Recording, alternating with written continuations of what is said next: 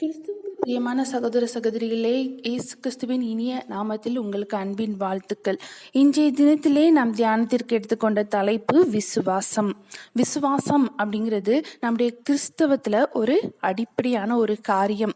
இது ஒவ்வொருத்தருக்கும் நல்ல ஒரு ஆணி வேற போன்றது. எல்லா மனுஷனுக்கும், ஒரு தனிப்பட்ட ஒரு மனிதனுக்கும் தேவனுக்கும் இடையே உள்ள இந்த உறவை தான் இந்த விசுவாசம் என்ன பண்ணுது, நமக்கு பலப்படுத்துது. அது மாத்திரம் இல்ல, நம்மள தேவனிடத்துல சேர்க்கிற ஒரு பாலமாகவும் இந்த விசுவாசம் என்ன பண்ணுது, காணப்படுது. விசுவாசத்தினால நிறைய பெரிய காரியங்களை செஞ்சத அநேக ஜனங்கள் நம்ம வேதாகமத்துல வாசிக்கிறோம். ஆபேல், நோவா, ஆபிரகாம், தாவீது, மோசே, தானியேல் அப்படின்னு சொல்லி பல விதமான தெய்வ மனிதர்கள் தேவனிடத்துல விசுவாசத்தினால என்ன பண்ணியிருக்கிறாங்க, பெரிய காரியங்கள் எல்லாம் செஞ்சிருக்கிறாங்க. இந்த விசுவாசம் சில மனிதர்கள் என்ன பண்ணிடுறாங்க, இதை தவறா மிஸ் அண்டர்ஸ்டாண்டிங் பண்ணிக்கிறாங்க. அதாவது இந்த விசுவாசத்தை பற்றி நிறைய வித்தியாசமான ஒரு முரண்பட்ட கருத்துக்கள் என்ன பண்ணுது, இந்த உலகத்துல தவறுதலா புரிந்துகிட்டு இருக்காங்க. எந்த ஒரு தவறான புரிந்து கொள்ளுதலும் நமக்கு என்ன பண்ண முடியாது, ஒரு பர்ஃபெக்டான ஒரு விளைவை ஏற்படுத்த முடியாது. ஸோ இதனால என்ன பண்ணிடும், நமக்கு தப்பாக நம்ம ஒரு மிஸ் அண்டர்ஸ்டாண்டிங் சொல்லி அது என்ன பண்ணிடும், மோசமான விளைவுகளை இது ஏற்படுத்தக்கூடியதாயிரும். நிறைய அற்புதம் செய்து பிசாசுகளெல்லாம் துரத்தி தீர்க்க தரிசனம் பேசுகிறவர்கள் இப்படிப்பட்ட செய்கைகளை விட என்ன பண்ணுவாங்க, பரலோகத்துல பிதாவின் சித்தம் செய்கிறது ரொம்ப முக்கியம் அப்படிங்கிறத புரிஞ்சு கொள்ளாம போய் காணப்படுறாங்க. இவங்களை குறித்து தான் இயேசு கிறிஸ்து வேதாகமத்தில் எச்சரிக்கிறாங்க. மத்தேயு 7:21-23 நாம வாசிக்கிறோம். பரலோகத்தில் இருக்கிற என் பிதாவின் சித்தத்தின்படி செய்கிறவனே பரலோக ராஜ்யத்தில் பிரவேசிப்பானே அல்லாமல் என்னை நோக்கி கத்தாவே கத்தாவே என்று சொல்கிறவன் அதில் பிரவேசிப்பதில்லை.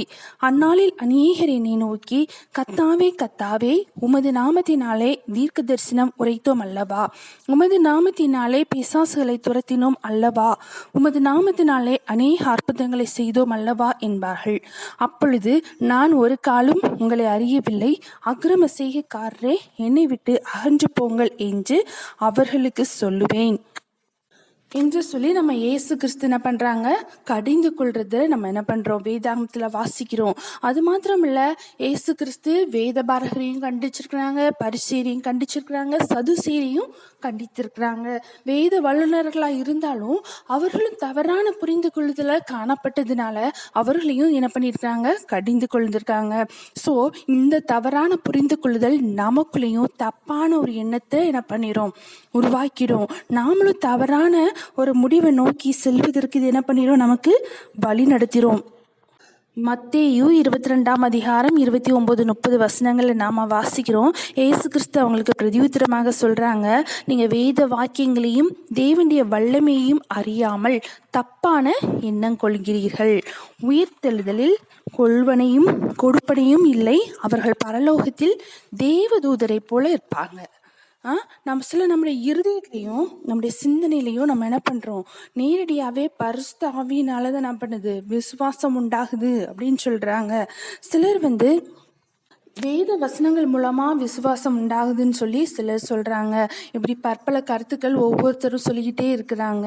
ஸோ இந்த விசுவாசத்தை பற்றி எந்த ஒரு கேள்விக்கும் நமக்கு தெளிவான ஒரு விடையை எதுதான் கொடுக்க முடியும், பைபிள் மட்டும் தான் நமக்கு கொடுக்க முடியும். விசுவாசம் அப்படிங்கிறது நமக்கு நல்ல ஒரு பக்தி, அது சம்பந்தமான ஒரு இது. ஸோ இந்த விசுவாசத்தை பற்றி நமக்கு வேதாகமத்தில் நல்ல ஒரு தெளிவான விளக்கம் காணப்படுது.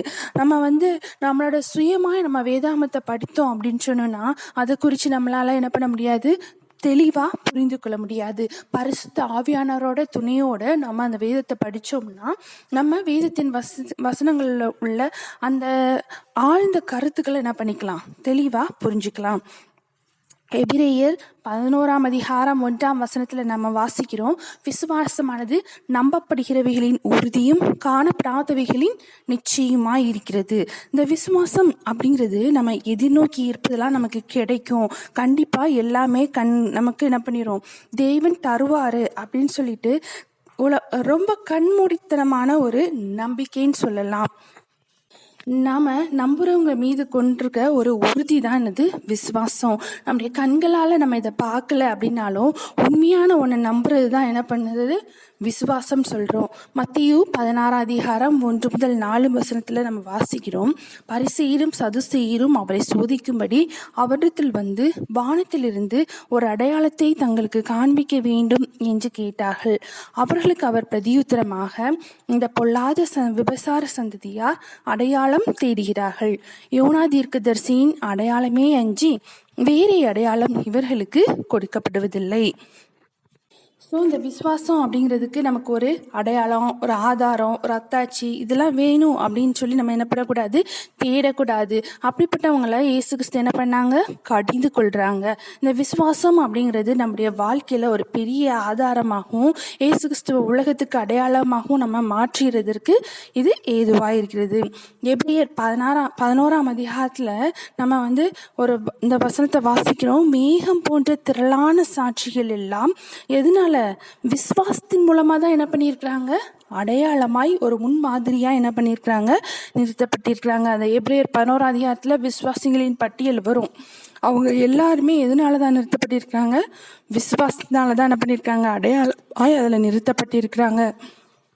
அது மாத்திரமல்ல, மத்தேயு 8:8-10 நம்ம வாசிக்கிறோம். 100க்கு அதிபதி அவங்க கிட்டையும் என்ன பண்ணிருக்கு, ஆண்டவர் இயேசு கிறிஸ்து என்ன பண்ணியிருக்கிறாங்க, ஒரு பிரமிக்கத்தக்க ஒரு அவங்களோட விசுவாசம் அவங்க இயேசு கிறிஸ்துவே என்ன பண்ணிச்சு, பிரமிக்க செய்தது. அப்படிப்பட்ட ஒரு விசுவாசம் காணப்பட்டுச்சு.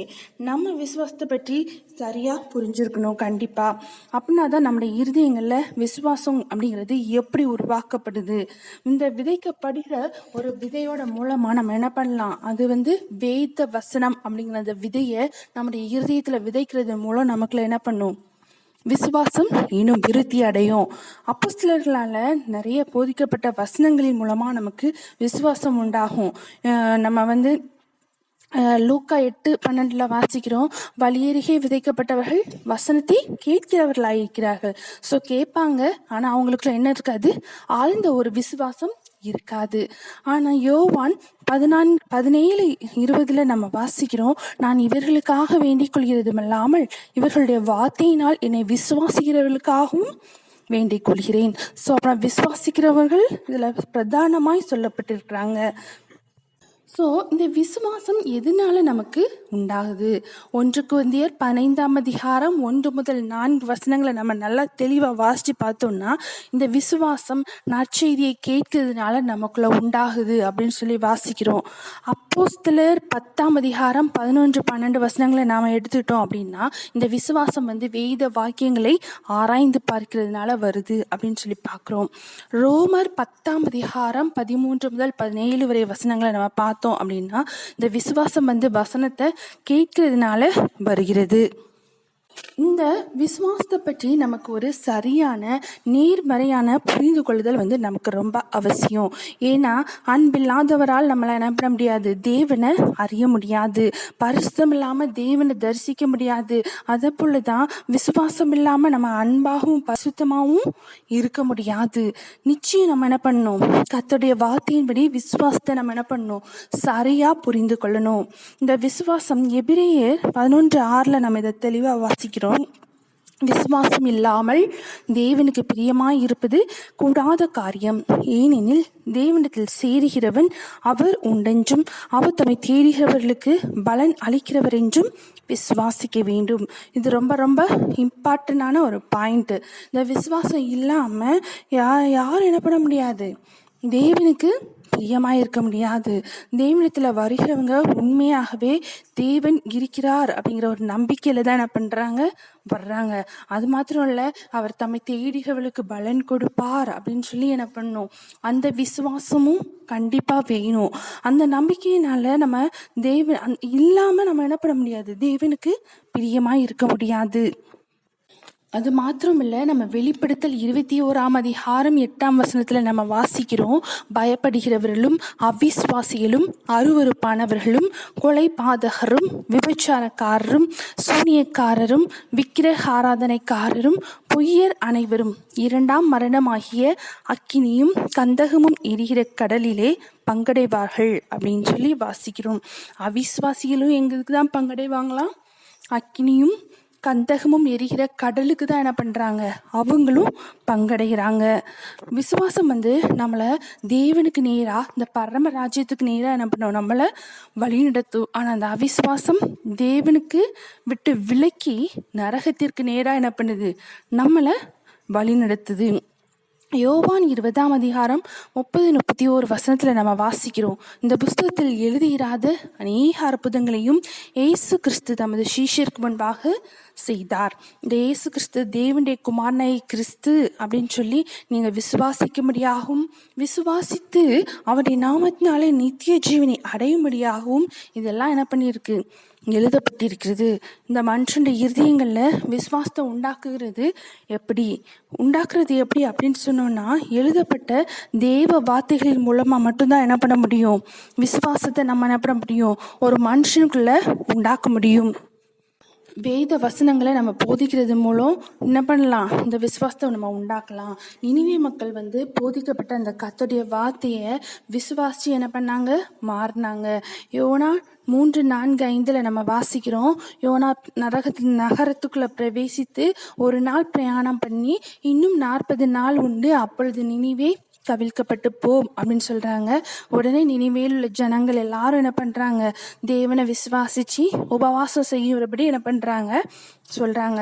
ஸோ பெரியோர்லேருந்து சின்ன குழந்தைங்க வரைக்கும் என்ன பண்ணிக்கிறாங்க, ரெட்டு உடுத்திக்கிட்டாங்க.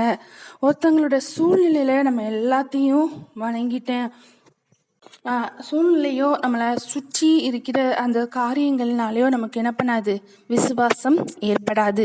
அதை நம்ம கர்த்தருடைய வசனத்தை கேட்கறதுனால தான் என்ன பண்ணும், அதனால தான் நம்மளோட விசுவாசம் என்ன பண்ணும், நமக்கு விருத்தி அடையும். 2 தீமோத்தேயு 3:16-17 நம்ம வாசிக்கிறோம். வேத வாக்கியங்கள் எல்லாம் தேவ ஆவியினால் என்ன பண்ணியிருக்காங்க, அருளப்பட்டிருக்கிறது. இந்த தேவனுடைய மனுஷன் என்ன அப்படிப்பட்டவங்களா இருக்கணும், நல்ல தேறினவங்களா இருக்கணும். எந்த ஒரு நற்கிரியையும் செய்யறதுக்கு என்ன பண்ணணும், தகுதியுள்ளவங்களா இருக்கணும். அது மாத்திரம் இல்ல, உபதேசத்துக்கும் கடிந்து கொள்ளுதலுக்கும் நீதியை படிப்பிக்குதலுக்கும் பிரயோஜனமுள்ளவைகளாய் இருக்கிறது. இந்த வேத வாக்கியங்கள்லாம் நம்ம என்ன பண்ணோம், விசுவாசத்தினால்தான் நம்ம என்ன பண்ணோம், நம்மளை தேறினவர்களாகவும் எல்லாவித நற்கிரியையும் செய்ய நமக்கு தகுதியானவர்களாகவும் பரிசுத்த ஆவியானவரால் நமக்கு கொடுக்கப்பட்டிருக்கு.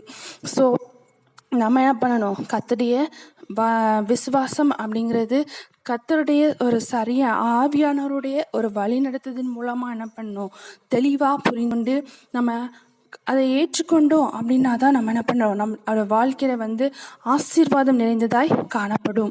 தேவனுக்கு உகந்த ஒரு வாழ்க்கையாய் நமக்கு வாழ்க்கை என்ன பண்ணும், நிச்சயம் மாறும். இப்படிப்பட்ட ஒரு மேன்மையான விசுவாசம் நம்ம ரட்சிக்கிற ஒரு விசுவாசமா இருக்குமானால் நம்முடைய விசுவாசம் என்ன பண்ணும், கண்டிப்பா நம்மளை கிறிஸ்துக்குள்ள பரமராஜ்யத்துக்கு நேராக வழிநடத்தும் அப்படிங்கிறதுல எந்த ஒரு சந்தேகமும் இல்லை. கர்த்தர் தாமே உங்களை ஆசீர்வதிப்பாராக. ஆமேன்.